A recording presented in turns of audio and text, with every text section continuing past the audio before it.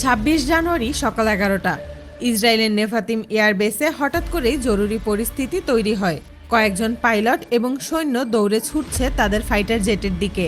কারো এক সেকেন্ডও সময় নষ্ট করার সুযোগ নেই, কারণ কিছুক্ষণ আগেই এই এয়ারবেসের উপর দিয়ে উড়ে গেছে বিশ্বের সবচেয়ে শক্তিশালী যুদ্ধবিমানগুলোর একটি। সবাই জানে দ্বিতীয়বার আবার উড়ে আসার আগেই যে করেই হোক সম্পূর্ণ আকাশ তাদের কন্ট্রোলে নিতে হবে। কিন্তু আসল সমস্যাটা অন্য জায়গায়। ইসরায়েলের আকাশ প্রতিরক্ষা ব্যবস্থা পৃথিবীর মধ্যে অন্যতম শক্তিশালী।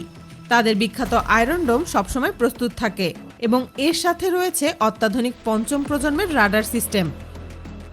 সাধারণভাবে ইসরায়েলের রাডার ৪০০ কিলোমিটারের মধ্যে থাকা যে কোনো টার্গেট শনাক্ত করতে পারে, এমনকি ছোট ড্রোনও। শুধু তাই নয়, আয়রন ডোম একসাথে প্রায় ২০০টি টার্গেট লক করতে পারে এবং একই সময় ৫০টির বেশি টার্গেটে আক্রমণ চালাতে সক্ষম। এত শক্তিশালী সিস্টেম থাকার পরও কিভাবে একটি যুদ্ধবিমান এত সহজে তাদের আকাশে ঢুকে গেল সেটা রাডার অফিসারদের মাথায় ঢুকছিল না। রাডার রুমে তখন তীব্র আলোচনা, অফিসারদের চোখ শুধু স্ক্রিনে। বিমানটাকে একবার দেখা যাচ্ছে, আবার কিছুক্ষণের মধ্যেই হারিয়ে যাচ্ছে। কিছুক্ষণ বিশ্লেষণ করার পর একজন অফিসার নিশ্চিত হন এটা সাধারণ কোনো বিমান নয়, এটা রাশিয়ার তৈরি অত্যাধুনিক স্টেলথ ফাইটার জেট। আর তখনই সবার মাথায় একটা প্রশ্ন ঘুরতে থাকে, রাশিয়া কেন ইসরায়েলের আকাশে? এরপর পরিস্থিতি আরও জটিল হয়ে ওঠে, কারণ রাশিয়ান যুদ্ধবিমানটি তখন ইসরায়েলের বন্দর এলাকার কাছাকাছি ঘোরাফেরা করছিল। এই বিমান স্টেলথ প্রযুক্তি ব্যবহার করে তৈরি, যার মানে হলো এটা রাডারের চোখ ফাঁকি দিতে পারে। তখন ইসরায়েলি বাহিনী বুঝতে পারে এটা রাশিয়ার সবচেয়ে আধুনিক SU-57 ফাইটার জেট। বলা হয় এই বিমান আমেরিকার উন্নত AQ রাডার সিস্টেমকেও ফাঁকি দিতে পারে। শুধু তাই নয়, এটি শব্দের প্রায় ২.৫ গুণ গতিতে উঠতে পারে এবং একসাথে প্রায় ১২ টন পর্যন্ত অস্ত্র বহন করতে সক্ষমতা রাখে। যদিও আয়রন ডোম ঠিকমতো শনাক্ত করতে পারছিল না, কিন্তু ইসরায়েল বসে থাকেনি। দ্রুত তাদের সবচেয়ে আধুনিক দুটি F-35 যুদ্ধবিমান আকাশে পাঠিয়ে দেওয়া হয়। F-35 মূলত স্টেলথ বিমান মোকাবেলার জন্য তৈরি করা একটি আধুনিক যুদ্ধবিমান, কিন্তু SU-57ও কম চালাক নয়।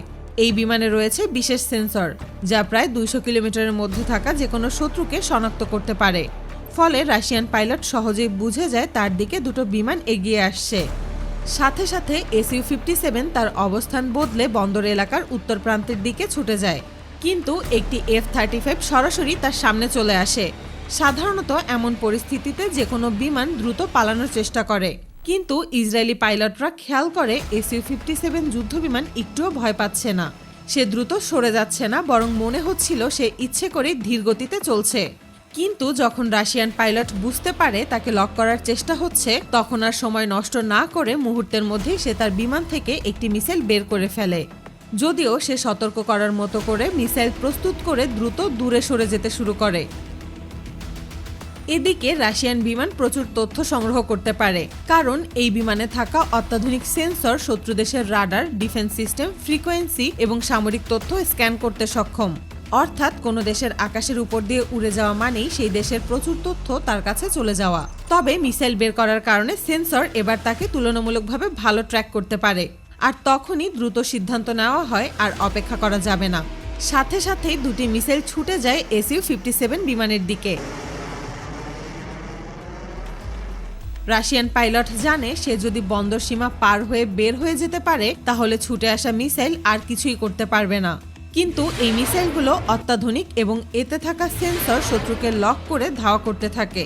অর্থাৎ একবার লক হয়ে গেলে পালানো সহজ নয়।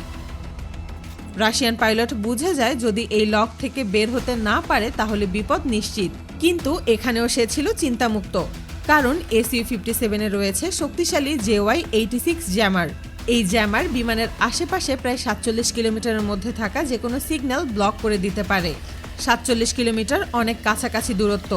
যদি মিসাইল সেই সীমার ভেতরে ঢুকে পড়ে এবং জ্যামার ভেদ করে ফেলে, তাহলে আর কিছু করার থাকবে না।